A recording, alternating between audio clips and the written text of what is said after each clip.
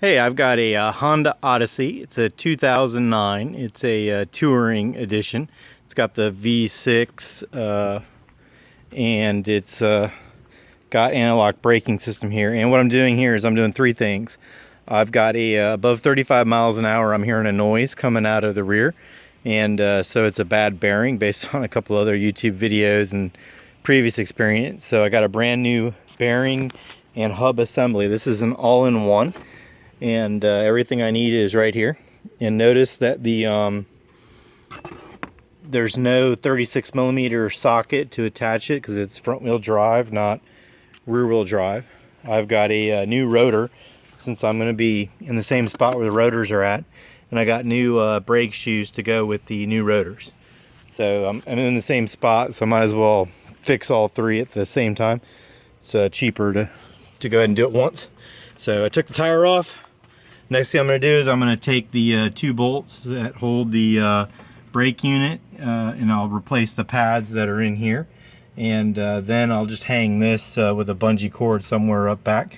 And then the next step will be, there is a analog braking sensor right there. It's got just a small little bolt that basically determines whether the wheel is turning or not.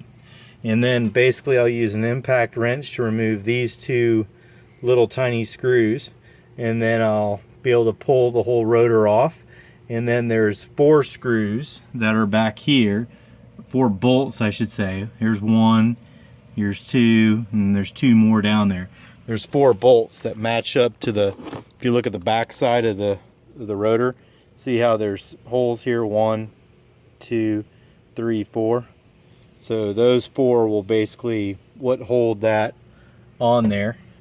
And that point I'm done, put everything back together. So it's not as hard as it looks, but probably, I think it took me 2 hours the first time, and I'm no car guy, so pretty easy thing to do. And probably the next thing I'll work on is new struts for the car, but overall this should be fairly easy. I guess the key here is there's no 36 millimeter need for a socket right here, that it's front wheel drive, so there's nothing here. This is just all hollow. But the key was not buying the wheel bearing, but it was buying the whole hub assembly, and it's a whole lot easier.